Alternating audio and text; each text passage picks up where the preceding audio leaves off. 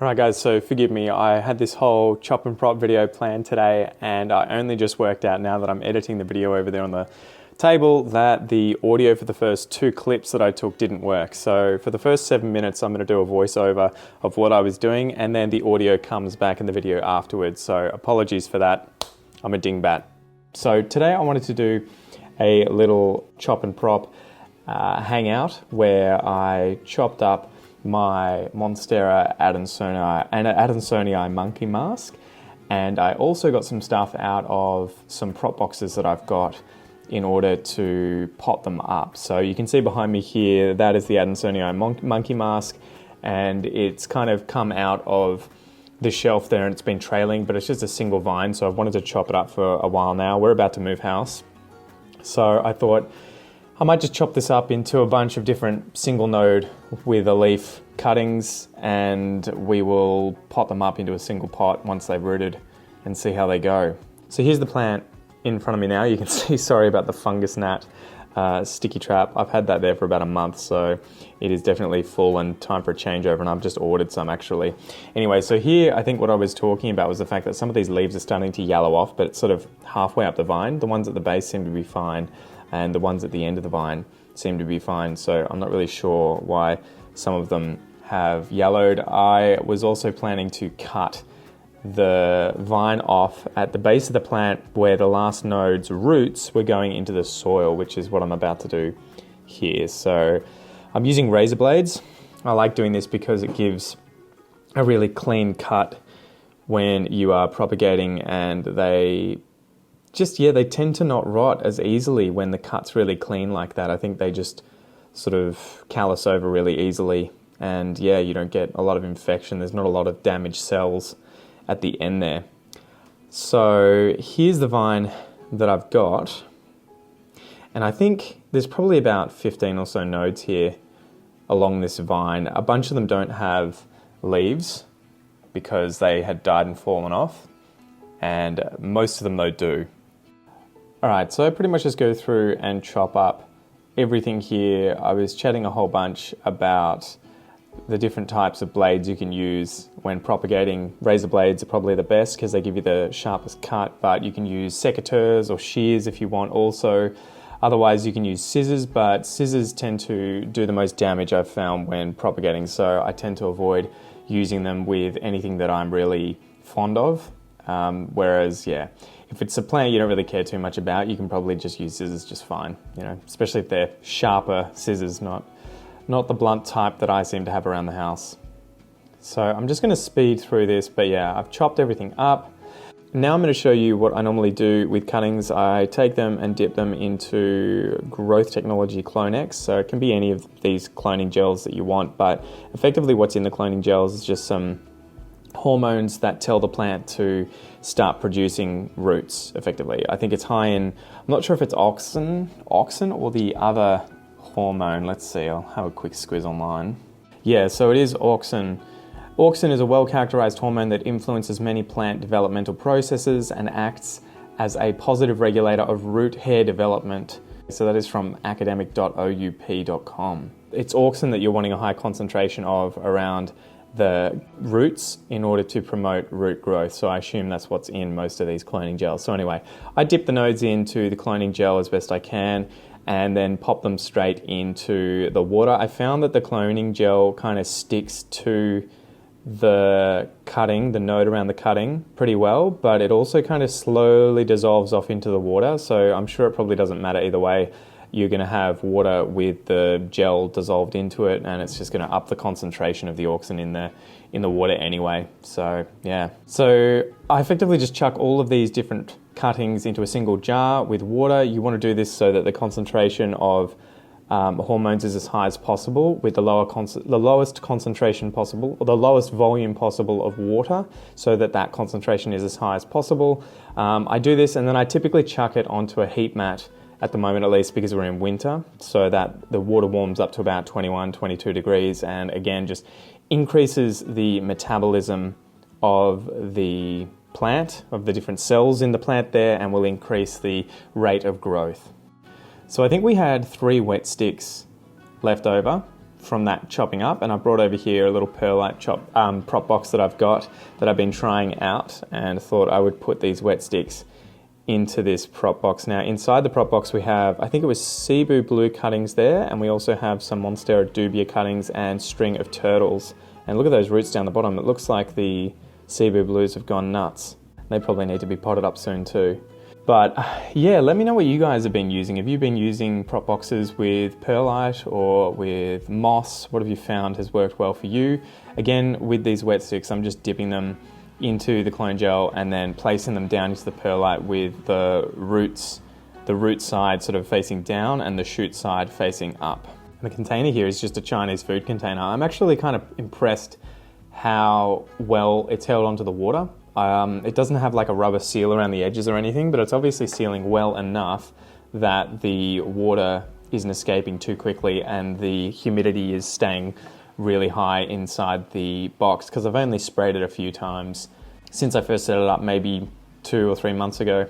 So now I've just buggered off to go and get some water to just give it a quick spray, seeing as I've opened it up and a bit of moisture's escaped. And then I just package it back up, and we'll write a little note on the top here so that I remember what the hell is inside the box when I open it up again in a few months, and chuck it back on the shelf under a light, and that's it. So the mic's still not working. I'll be showing where I was putting this on the shelf. I just have it sitting here on top of another container that's empty, and I have this Anthurium veitchii tissue culture growing out, and it just sits on top again just to get it a little closer to the light. But that's where it is. Sorry about the flickering. It's underneath an LED light, and for whatever reason when I'm filming on my phone it just flickers like crazy like this, so again, apologies for that. And I was showing you what I had here. So I've got some really highly variegated ties.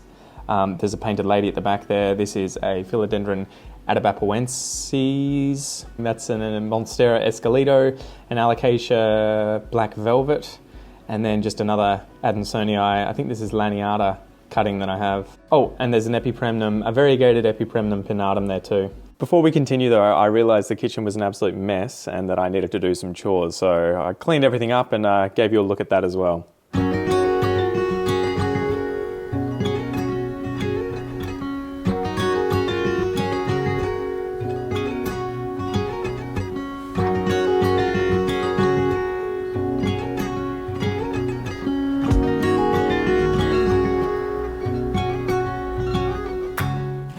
Okay, so I've got the adansonii here in the pot. It probably doesn't need to be watered for another day or two, but whilst we're here and I'm doing the hydrogen peroxide run, I thought I would probably just give it a good spritzing, bit of a drench, and hopefully kill off any of the eggs and larvae in there. And I'll just let it drain for quite a while. But you can see it's a pretty good draining mix. The water's already coming through. As I said before, I reuse these. So effectively what I do is just make sure that I've sort of cleaned off any of the debris that's on the razor blade, and then give them a spray with some alcohol, let it dry, and then put it back with the others and reuse it until, you know, it loses its sharpness. Okay, so now that that is done, I've got a few prop boxes that I probably need to go through and pull stuff out of. Show you Exhibit A. I think this is a whole bunch of adansonii small form and some siltepecana as well. And as you can probably see, the roots are going berserk. So it's probably time to get in there and pot these guys up. So I think that's what we're gonna do. Okay, so what are we working with? Here's what we've got, guys. Now I've had these in here since, and I usually put like labels on the top here that I can rub off later on, but these have been in since June, it looks like. So I put the moss in here in June, I put the adansonii in June, and I'm not sure about the others. But these were all wet sticks, at least the adansonii over here, and they've done really well. So it's really cool to see. Same thing with the siltepecana. They have done really well, and again, they were wet sticks. So pretty impressed with that method. And you'll see, it's really interesting. I'll see if I can show you. The wet sticks here, like the internodal spacing outside of the node, seems to have rotted and even have mold on it. I don't know if you can see right in here, there's quite a bit of mold growing on it, and you can see that it's brown and rotted. But at the same time, the plant's done really well. So it shows, I guess, that you shouldn't always be freaked out if you see mold, and you can see at the bottom here, loads of roots. So I guess I'll work out what I'm gonna do with these. I think I'll probably just pot them up together to save space. And I also have some peperomias in here. I don't know if you guys can see down the bottom here, these red-leafed ones. Man, they go nuts. I think I took off this original leaf, and what happens is they kind of just all sprout from the base. So you'll see, and I'll pull it out so you can see it in a bit, but there's just this bunch of plants, it looks like, or leaves and everything coming out of the bottom of the plant and the main leaf off the side here. So it's been really funny watching that happen. And some of them in prop boxes, I've actually had all of these appear at the bottom because for whatever reason, the direction I got wrong. That's hard to tell. All right, anyway, I'll stop ranting and pull these guys out. And I'm just trying to, yeah, I think these are all adansonii. It's hard to tell because the first leaves to come out here, some of them don't have fenestrations, and then some of them do. This one has a fenestration. This one down here has a bunch of fenestrations, so I'm assuming they're all the same thing. They all look the same. So what's the plan of attack? I think, do I pull everything out and then work out what I'm going to put it into, or do I try and get some pots? I might do the siltepecana first, because I've got another one as well. This one's been doing really well. I'll show you another one. So this is one, it would have been taken at about the same time as this, but it did really well, and yeah, it has been shooting out roots like crazy. They're kind of covered in algae here, but I'll probably put all these guys together into a pot. So I might go and work out what size pot to use. Back in a sec. Okay. So I've got a bunch of different size pots here. I also have some soil here at the back. And I've been trying this out recently. This is, how do I pronounce it again? So this is mycos, but it's the mycorrhizal fungus, beneficial fungus that works with the roots of plants to help them absorb more nutrients. So I'll be adding a little bit of that and watering it in as well. If I can actually open it. Just looks like this, pellets.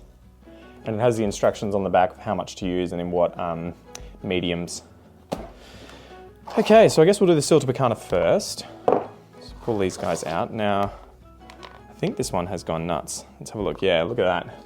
It's got a whole bunch of roots at the bottom, so I might try and pull off any excess moss that can kind of easily be separated from the roots. I'm not too phased if I leave a bunch on. That is quite moist. I think I watered this yesterday actually, so that's probably why it's quite moist. And I had to sort of up the watering for these guys because they're sitting under a CFL light, which seems to be keeping them quite warm. And so there's a lot of evaporation that's happening. So they tend to be quite thirsty. So as a result, I kind of just overwater them slightly, allow the excess to drip off, and then it evaporates pretty quickly. All right. I don't want to pull too hard because I feel like I'm going to rip the roots. So I might just leave it like that. But look at that. This is probably about 3 months since I put the wet stick into moss. All those roots and this growth on the top, it's been pushing out a leaf every week or two at the moment, which has been amazing. So there's one. And I guess we'll grab these guys out. They're probably going to come out together. Oof. I haven't actually watered this, this specifically. It's just been sitting in the prop box. And you can see it as well has gone off. I'm not sure, do I just put this in as a plug? Hopefully you can see. Can you see the mold on this stick here? These little white dots? So that's really interesting that it's obviously not phased. And these two sticks too, the other ones here are yellow and kind of brown, but the shoots seem to be okay. So let's see, can I separate these easily without destroying them? Not really. I think the easiest thing is just going to be to pot them all up together Yeah, I think I might just do that. Yeah, they're not going to come apart. All right, so I might just bunch them together like this, and we will chuck them into a pot this size. Whoop, might need to take the lid off my soil box here. So I'm just going to get some soil, chuck it at the bottom, put these guys in, and make a mess on the table. So, all right, bunch them together. I guess the good thing about sort of having a little bit of moss in here is that it will hold on to a bit of the moisture around the roots, so that if you have this sort of a well-draining mix, which I have right here, sometimes the issue of moving these guys into soil is that it just dries out too quickly and the water drains away. But I think if you're using a little bit of moss in there, it's probably going to hold on to the moisture a little longer. All right, that is a lot of mess, but what can you do? Cool. Okay, so these guys are all potted up, and I guess we'll see how they go. I also need to remember to chuck a bit of the mycorrhizal fungus. So I'm just going to do a little bit like that. I'm just eyeballing this and guessing. I'm putting it over the center, and I'm just going to water it in and hope that it permeates through the soil and hits the roots, because you want it to come in contact with the roots once watered. So obviously if you put it down the side and it just gets washed out, that's probably not as good. But we'll leave it like that, and I'll water it at the end. So cool. Might try and save a bit of this soil, separate it out from the moss, put it back into the box. And I will also, I think it should be fine watering it with hydrogen peroxide. I'm not sure. That might actually not be good for the mycorrhizal fungus spores, so perhaps I shouldn't do that to begin with. And I guess this soil won't have any fungus gnat larvae and everything in it, or at least it shouldn't, because it's a fresh batch that I made up. It probably will actually, but just because there's a bit of soil in there from the nursery that I bought. All right, now the fun part of separating these out without doing too much damage. So I guess I'll just get in and try and sort of pull out a chunk at a time, gently. So, okay, so this is the peperomia something I've forgotten the name of. I think this has actually really delicate roots, so I should probably be, yeah, there you go, these little fine roots here. I might actually just put this back into the pot that I had the siltepecana in, to be honest. And perhaps I just leave it in moss. That might be the easiest thing to do. I don't really care too much about this plant, to be honest, guys. Like, no offense to this plant. I was sort of trying my propagation methods and just seeing if it would work. But if it was a plant that I was really attached to, I probably wouldn't be putting it back into a pot or something that I had just taken another plant out of. I'd be giving it more attention. And a sterile environment, but I think this thing is going to do just fine. But you can see there how when I propagated it, this was the original leaf that just came off the mother plant, and you can see all of these ones have just sprouted out from the base of it. So that's how they tend to propagate the peperomias. And I tell you what, it takes ages. Like, I think this is probably 3 or 4 months to get to this stage. So yeah, just don't be disheartened if it takes forever to get these guys to propagate. And it was the same for my watermelon peperomia when I think it's over here. So it's hiding over there on the other end of the table, but I propagated that a while back and that took freaking forever to do. All right. So now, maybe I just, Jesus Christ, there is a root. I think I ripped it. Oh no, it's, holy moly. This thing has grown all the way along the edge of the box here, and it looks like it's about 1 foot long. I think I might just pull everything out and we can go through it on the table here. It might be the easiest thing to do. All right, so I'm just going to try and separate one thing out at a time. Yeah, look at that growth. That is, yeah, adansonii seems to propagate so easily and is just vicious with its root growth. So very, very impressive stuff, guys. I don't think you're going to have any trouble propagating them, whatever the method is that you decide to use. If you're propagating adansonii, I think you will have success no matter what you do. Ooh, that said, we do have a wet stick here that has done nothing. So the roots here seem to have rotted off. It does have a little growth point in there. It's just for whatever reason, it's decided to be slow off the starting line. So I guess we'll put you aside and we can chuck you back into another prop box and see how you go.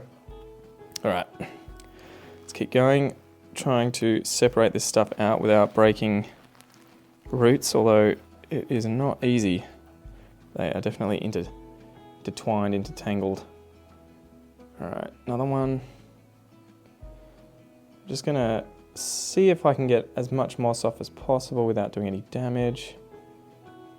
You can kind of see, ooh, it looks like that's a bit of rot. I'm not sure, that could be just something that came in the mix. No, it's a rotted root. So yeah, sometimes they do just rot, guys, but nothing to worry about. The plant still survives. Where did I put the other one? Is it over here? Okay, put you down there. Again, I'm just gonna put these guys all together. Oh, there's another wet stick that has done bugger all. I guess I should probably check for those. Yep, ooh, another one. So obviously there's like a little growth point on that one, but for whatever reason, it just didn't pop. Okay, oh wow. Okay, these guys have grown right next to one another. So there's another one with a huge root system. They all do. They all seem to, all the ones that have popped and have leaves coming out seem to have done insanely well. Really, really well. I'm actually so impressed. Definitely recommend prop boxes. I tell you what, guys, if you're not doing it, especially if you live somewhere like I do where it's pretty cold during winter. I live in the southeast of Australia and it gets down to, it's probably on average 10 degrees at the moment, maybe 10 to 15 because it's going into spring, but it's not very warm, so I need to use heat mats and prop boxes to try and speed up the process, otherwise it takes forever to propagate things. All right, look at this. These guys are intertwined. I might just leave them together. I don't know who that root in the middle there belongs to, so it's just a difficult one to work out, so I might just plonk them together like this. Okay, I think that's it. Oh, no, we got another one in here. Sorry, mate, almost missed you. Wow, almost did. Look at that. That was the one with the huge root. Look at that. That was the aerial root that obviously was initially put in, and then off the end of the aerial root, it's grown a whole bunch and almost, what, 20, 30 centimeters worth of root here? How nuts is that? And it doesn't even have a leaf yet. I mean, it's unfurling, but craziness, craziness. Okay, so I think that's it. Don't think I've got anything else. Yeah, okay, we'll just put this moss, I guess we'll put this moss back into the prop box. One of the things I've found, if you keep reusing moss in prop boxes, I think they kind of reach an equilibrium where you don't get sort of mold and other stuff getting in there randomly later on. At least I haven't had that happen yet. When I first started a bunch of these prop boxes, they had a whole bunch of like mildew and mold growing in them, but after a certain amount of time, once it sort of, I don't know, reached an equilibrium biotically, I don't know if there's like a mix of good and bad stuff in here now that just balances itself out, but I haven't seen any real outbreaks of mold or fungus or anything besides that tiny amount that you saw on the siltepecana base, which just was not a problem. That's all I've seen, so I don't mind reusing the moss at all. If you're worried about it, you can always just boil it. I think I'm gonna chuck these guys into this pot. And again, I'm just gonna bunch them all together. I'm not really too phased, to be honest. This was just, again, an attempt to work out if I could do wet sticks or not. There is quite a bit of moss there, but it should be okay. I don't know, maybe that's too small. Perhaps I'll use this one. Yeah, I think I might use that. Okay, so I'll put a bit of soil at the base, plonk it down, make sure these roots get in. The moss probably will be, you know, a little bit of, I don't know, a bit of a benefit, holding in some of the moisture. I guess we'll see how it goes and I can give you guys an update if something awful happens randomly, but I think it'll be fine. And again, that's why it's good practicing with these sorts of plants, because they're cheap, readily available, and you know, not really high risk if something does go wrong. I mean, like expensive, right? So you're not sort of playing with a plant that costs hundreds or thousands of dollars when trying to work out how to propagate these things. So I definitely recommend going out and just getting some cheap plants, like a pot of adansonii or some kind of epipremnum and just practicing your propagation methods before doing it on anything that you find really expensive or that you love and don't want to lose. Okay, ooh, and we still have these 3 wet sticks. So I think what I'm going to do, I might try and give them a bit of a boost by using some of this cloning liquid. So I'm just going to dunk it and then put it with the growth point facing upwards, just down into the moss. Same thing here. So growth point up, into the moss you go, and same thing here. Whoop, it's quite a bit of gel. Growth point facing up. So, don't know, maybe they will sprout, maybe they will rot, maybe they will do nothing.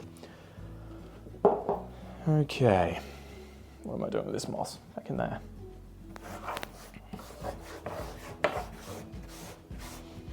All right, I'll deal with you in a bit. And we will chuck a little bit of this fungus. I always forget how to say it. Mycorrhizal. It's very full on spelling wise. I think it must be like Latin or, no, it'd be Greek. All right, so I'm just gonna pour it on like that. And I think I'm just gonna water it in with some filtered water, so to avoid using any hydrogen peroxide just yet, because yeah, I don't want to kill the good fungus that's going in there. All right, so I'll take you over to the sink so you can see all the action. And what I'm going to do is put them on the side here and just use a cup with some filtered water to gently spread it through.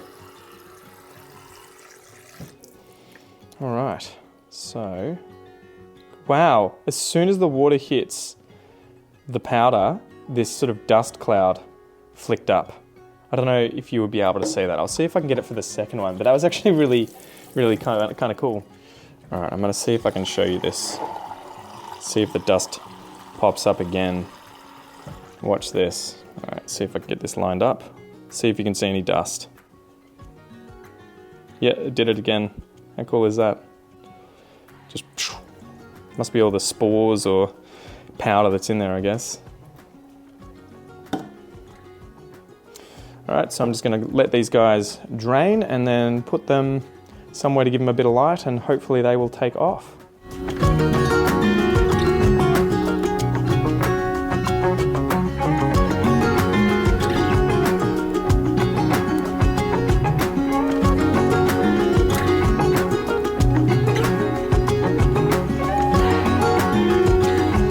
All right, so the last thing that I will do is just label these plants up, just in case anyone else ever needs to work out what they are. You know, if I get struck by lightning and my wife's like, how do I sell these things? What do I do? So, Monstera, adansonii, chuck you in here. Monstera, siltepecana,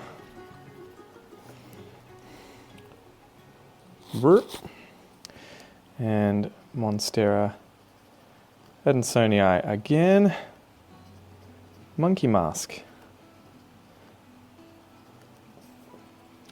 Too easy. Okay, so forgive the mess.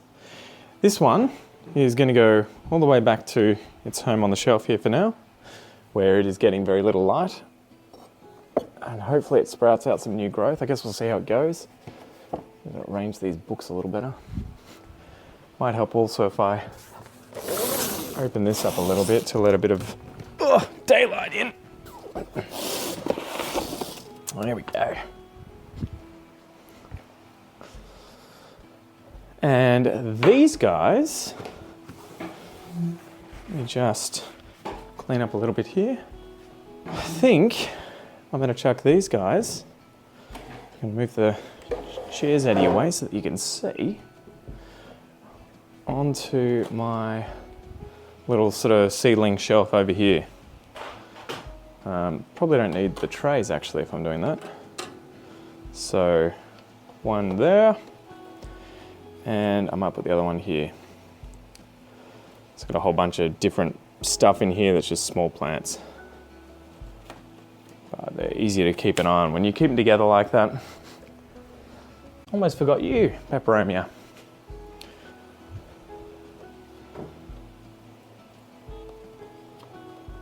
Okay, so here we go. Adansonii is hiding over here. We got the siltepecana over here. This peperomia, again, I've forgotten the name of it. I have to go look at the mother plant. And where did I put the monkey musk? Oh, the monkey musk's all the way back over there. So yeah. Anyway, guys, I'm probably going to call it a day there because I think my kids are going to wake up soon. They're having a nap at the moment. So, oh, you know what? We almost forgot where to put these guys, and I think I might do the same location. So just put them up here for a sec, make some space, push some things around. Let's see what I can do. What can I manage? Make some space, guys, make some space, coming through. All right, I think right here on top of the heat mat. I've got a heat mat hiding underneath the bottom here, so I think that's gonna be good as long as it's not overshadowing anything else. Yeah, that's probably a good spot. So what was I saying? Yeah, thanks for joining me. I'm gonna bugger off right now. I hope you've enjoyed this video. Let me know what you reckon down below. Give it a like if you enjoyed it. Let me know that you enjoyed it so I can make more of them in the future. And yeah, I'll see you next time. Peace.